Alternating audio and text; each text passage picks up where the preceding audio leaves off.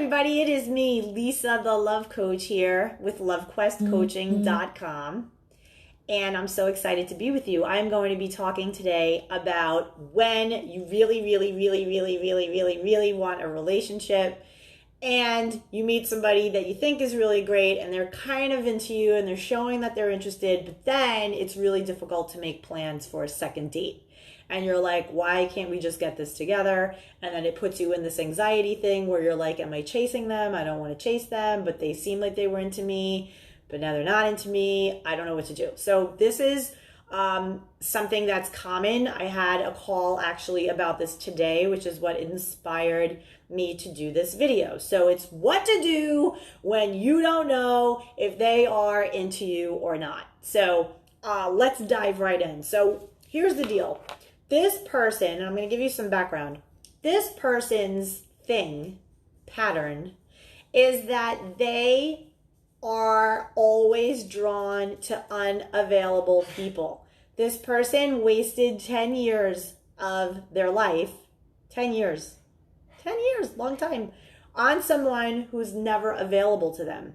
They'd have these moments where he'd drift into her life when he was in a relationship, or he'd have her kind of like on a shelf while he was in a relationship. It was just super dysfunctional, really hard for the self-worth. It was just terrible. But she went through that for 10 years. So finally she got over that guy. So now she's like, okay, I'm ready to date again. I got over this thing. I feel better. I'm going to put myself out there. But she's also in a place in her life where she's in transition. She might be selling her place. She might be thinking of moving. So she has like transitional things happening in her own life. That said, she goes on dating app and she meets a guy who lives 90 minutes away, right? So 90 minutes, that's like, even if you decide to meet in the middle, it's still 45 minutes, right? Still 45 minutes, which is doable. It's fine. So they meet. And it goes well. And she's like, wow, that's cool. Like, we got along. It's really good. Now we want to keep it up. And they're talking on text and talking on the phone. And they have a good rapport. And everything's going really well. He's very attentive. He's good morning, beautiful message. Showing pictures of the dog. Showing pictures of him hunting. All his things. What he's cooking. Like, really bringing her into his life. And she's like, oh, this is cool. And they're chit-chatty chat. But it is difficult to make the next plan for going on a date to see each other again. And so there was talk of possibly getting together this past weekend. It didn't work out. The timing didn't work on both of their parts. So they made it for another day. And then that day came and went, and he came up with an excuse of having something else that he was going to do instead. So she wanted to connect with me to be like, how do I handle this? What do I do? Like, what do I do? So Jason weighs in and says, long distance relationships are exhausting. So very true. However, it depends. So we're going to jump into that too in a little bit, Jason, but I'm glad for your comment because it is true. Long distance relationships could be very exhausting. I'm in one. I was in a relationship that was 5 blocks away. I lived 5 short walking distance blocks away from my boyfriend, and I decided to move 3 hours away. So our relationship went from 5 blocks to 3 hours, and we see each other like once per month for 5 days at a stretch. And then we're off doing our own thing. And then Mr. S will come and see me again, maybe every other to every third weekend. And we'll be together for like a week. So it's cool. It works out awesome. But I can definitely see how if we didn't have that initial 4.5 years together, to just start a long distance thing right out of the jump would be a little tricky, I think. I don't know. I can't rule it out entirely, but it could be, as Lisa just weighs in now, Lisa Lucenti weighs in and says, hi, Lisa, by the way, says that it could be really expensive. And it's true. If you live far, like airplane far, well, now you're looking at flights, who's coming to stay with who. And if you're just like dating and it's new, you don't want some stranger staying in your house, right? So now there's maybe a hotel room that has to happen. You're like really going to visit this person. It's not to say that it isn't possible. It is. People have had this happen and it's worked out successfully. I know a person who met someone who, she lived in Miami, he lived in California. They met while in Miami and it worked out. She went to see him in California. He came to see her in Miami. They would FaceTime every day. They would talk all the time. Every month it was back and forth. It was expensive. It was an investment for sure. But after 3 months of doing that, she moved out to California and they now are together almost, I would say, 7 years, and they have 2 beautiful babies and they're married. So it really has to do with the effort, right, that you're willing to put in. And this particular situation with this particular client, she's in the very early stages of a relationship that is just in the dating stage, and they can't even get it together to meet. So she wanted to ask me, what does she do? What should she do? So the thing is, when somebody is showing you that they have other priorities and they're unsure, what I suggested was get sure within yourself. When you don't know where you stand on your own and you stand with God. That's the best thing to do, because you can't convince somebody, nor should you, to be with you. So this guy puts himself out on a dating app. He obviously was open to a relationship that had somebody further away, because you're able to set your mileage on your dating apps. Be very mindful of that, as to where he wanted to be and how far he was willing to go. So he is 90 minutes away from her, 90. And which means if you're going to meet in the middle, it's 45 minutes him driving, 45 minutes her driving. Totally doable, which is fine. However, if you're not 100% on point with, I am going to date this person and I'm going to see what this is about because I had a first date with her and I think she's really cool, or him, like I really like this person and I want to see them again, like I know enough that I want to see them more, and that's not mutual, then that's a problem. You're not going to know where you stand. You're going to be accepting texts and entertaining this little pen pal text buddy bullshit relationship, and it's very important that you do not go down that path, because a lot of times people just want attention. They just want filler. They want filler of attention in between their life, in between the things that they're doing in their life. So sometimes people will say, you know, I'm just playing around, I'm just going to be on a dating app. They meet somebody and they have no intention of actually building a relationship with somebody, but they just like the texting. They like the attention. They like the illusion of having someone to talk to. Honey, you need a therapist or a coach, not a person that you find online. I want you guys to be really, and girls, to be really, really mindful that there are, especially now in this time, a lot of lonely people out there. And they could be kind, wonderful, super kind, nice people, but they don't really have an intention of actually having a relationship, meaning that they have to give to a relationship that's going to have accountability, that it's going to go somewhere. They're just in it for the attention. So it's very important. Now, I'm not saying this guy is that, but I am saying that there was an email, text exchange where he let on to not being sure if it was something that he wanted to do, not being sure if the distance or something. He alluded to uncertainty. The second you hear that, you pull back. Instantly pull back. So I was coaching her, showing her how to text this guy, how to meet him slightly before where they are. I'll give you an example. And this doesn't matter, men or women, nothing. Does not matter. If a person shows you ambivalence, uncertainty, I don't know. Oh, okay. I don't know where I stand with you. Then I stand on my own and I stand with God. Because with God, I know exactly where I stand. And that's how you have self-confidence. That's how you believe in yourself. That's how you establish boundaries for yourself. So you set the tone. So if this person, because lo and behold, after he sent her that text, she said, I understand. And she was very cool about it. And she kind of went away. And I helped her craft a text that when the moment comes to drop this bomb, which it will, she has it already prepared. This is the work that I do for people when I coach. Sometimes I do these videos and people are a little uncertain of like the actual nitty gritty of what I offer people. We talk one-on-one. But then, unlike therapy, where you talk to the therapist and they say nothing back to you, and they write things in their notepad, and you're like, what are you writing? You don't know what you're doing. What are you doing? You're not giving me anything, any kind of guidance, nothing, no tools, nothing. Unlike that, I 100% give tools. Number 2, I give journal prompts. You're going to work out a lot of stuff through our time together. And the third most important thing, at least for the singles who are trying to date, I serve as your wing woman.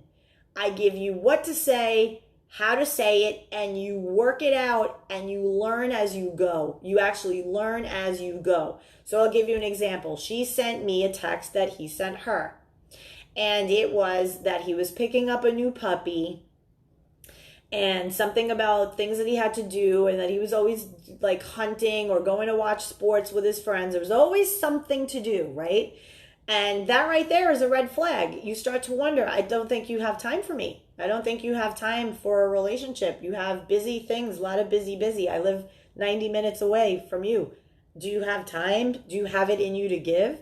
Now, keep in mind, she has a track record with being in unavailable relationships, right? She already has a track record. She wasted 10 years of her life. She's not doing that again.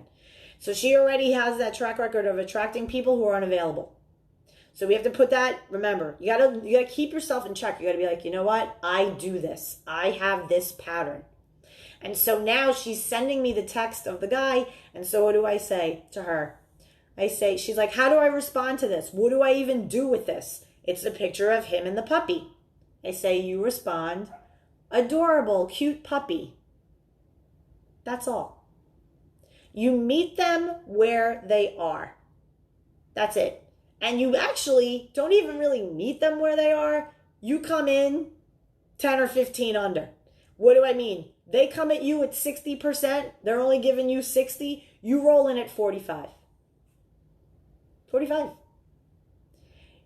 You see them going 80%. Now they're showing a little more effort. Ooh, okay, this is like 80% effort. Cool, I'm still coming in at 65. Why? Because mainly for women and men, men like to pursue. They like to hunt. They like the conquest. They like that. And when a woman is too chasey, what happens? It repels. It's a repelling energy. When a woman comes at a man and she's chasey, he backs off. Because the man is like biologically wired to be like, ooh, who's this mystery woman? I want to see. So you go like this. Ooh, I want to know more. Oh, really? Oh, I want to know. Not in a games playing way either. Right? I'm saying you allow the relationship to organically develop without being so eager and eager beaver trying to make things happen. No. What you do is you say, okay, I love this. We had a good time the other day. I loved it. We had a fun date. Super fun. I want to hang out with you again. And you let that lie. You put that to the guy. Had a great time with you. You're super fun. Made me laugh. I love it. Yeah, I totally want to hang out with you again. I'm into that. And then you make it clear about where you're at in your life and what that means to you, where your intentions are. You know, do you want to just hang out and date other people? Or are you like, you know what, this is my dating style. When I date people, I prefer to just focus on them for the time that we're together. So if I'm dating you, I'm not going to be hanging out with you, eating food with you. Cheers, nice drinkies, fun. And then next day I'm bored and there I am on Bumble and looking and no, I'm not going to do that. I'm not going to do that. I want to see what this can do. So when I would like the same in return, if that's cool. And if it's not, then I don't think we're a match because this is my dating style. There's no shame in communicating where you're at. And the problem is, like this girl, she has a lot of attachment to the outcome because she really, really, really, really, to the 10th degree, wants a relationship. She's been at this game for 30 years of her life. She's 49 years old. She wasted 10 years with this guy, right? And it was a waste of her time. And she said no more of that. She had to really heal some wounds in herself. We coached around that so she felt okay. And then she went off, lived her life a little, and then now she's back into dating again. So she reached out to me again. Chris weighs in and says, so a male is wired to chase? Yes. If you look at the work of Alison Armstrong, okay, and a few other people, there are authors out there that talk about this all the time. I've studied many. Biologically, men are wired to pursue. They're wired that way. It's just the way it is biologically. A guy who's going to sit on his ass and think that a woman is going to chase them? Really? No. Now, a guy likes to pursue. I'm not a fan of chase. I think chase is the wrong word. Chasing is like weak, right? Like you don't think enough of yourself, so you have to chase somebody. No, there's no chasing. Pursue is a different thing. Pursue is sexy. Pursue is, I'm a man who knows his value. I'm a man who knows what I can offer a woman, and I'm going to pursue that woman because I know I want to give it to her. Hot. Chase is, do you like me? I hope you like me. Will you give me a chance? I want to just kind of like see you and hang out with you and hope that you like me. Weak. A male is wired to pursue. Better said, a man is wired to pursue. If that man is confident and secure and knows what he is, who he is, and what he has as value for a woman. If a man is doubtful of that, he'll find himself coasting along like a feather in the breeze with no set agenda and no set intention for what it is that he wants to do and be with a woman. He'll not have any direction, and he will attract women who just aren't healthy for him. Got to get healthy with yourself. Got to get clear with yourself. So back to this thing of when you really, really want a relationship and you're attached to the outcome of it, that is a trap. But it is also an opportunity for you to explore what that is about. So in this case of this person, there is a wounded version of her who really, really, really, really wants to be in a relationship. And so her opportunity is to separate out this version of her who is wounded, who really wants a relationship, and be there for her and protect her and say, wow, you know what, my love? This is how I would be talking to myself if I was in that situation. This is how I'm going to demonstrate it for you. I would pull out that wounded version. I would look at her and I would say, hey, beautiful girl, I know that you really, really want to be in a relationship, and I'm excited for you, and I know that the right relationship will come, but it's my job to make sure that it's the right person. And the right person is going to make an effort for you. The right person is going to respond when you say, I'd love to hang out with you again. That was super fun. I had a really good time with you. That they are going to follow through and they are going to make plans and they are not going to cancel those plans. Okay, and if they do have to cancel, they're going to say, I can't tonight, something came up, but let's do tomorrow instead. And I'm so sorry. They're not just going to leave it open-ended. So my job is to protect you. My job is to make sure that you are not going to go back into bad habits of going and hanging on to men who are unavailable. We're not going to do that anymore. I love you too much, and it's my job to run some interference here so that you are safe and without stress, and that you and I are rolling together. You and me are this. Other people can come and go. You and me and me, like this version of me, all my little wounded versions of me, we roll together. I protect you. I love you. I am here for you. You need anything, I am the one you go to. Don't go outside of me. And that is how you start to have that discipline within yourself where you're like, I'm not going to give myself this unavailable bullshit of people texting me left and right, whatever. Look, I had a good time with you. I would love to go out with you again. It'd be great. Here's my dating style. You lay it out. If they're not into it, honey, I understand. All good. You found a friend in me no matter what. If someday you change your mind and I'm still interested and available, we can pick that up. All right, be well. And you move on. Now, this guy is texting her and she has prepared, we worked together on this, a very, very concise, very elegant, very high vibe response that you're going to drop right when he asks you, if he asks you to hang out again. Chris weighs in again and asks, what if I'm pursuing and she wants me to pursue, but she's only responding at 25%? Then you tell her, I feel like I am interested in you and I'm not getting the sense that you're interested in me. So I just want to clarify because I can take this elsewhere. Got to be confident in yourself. Why are you pursuing a woman who's only responding at 25%? That's the question to ask yourself. She wants me to pursue? Okay, you're pursuing for a reason. Does she just want you to pursue her because she likes a man to pursue her? Or is she interested in a relationship? This is something that you need to ask yourself, because otherwise there are a lot of girls out there playing it for dinners, playing it for vacations, playing it for attention, and they have no intention on being in a relationship with you. And there are many men chasing these women and pursuing these women. That's not pursuit. A man of value doesn't look at a woman who's giving 25% and continues to pursue. That's chasing. A pursuit is, damn, that woman, she's a high value woman. And we had a date and she showed me she likes me.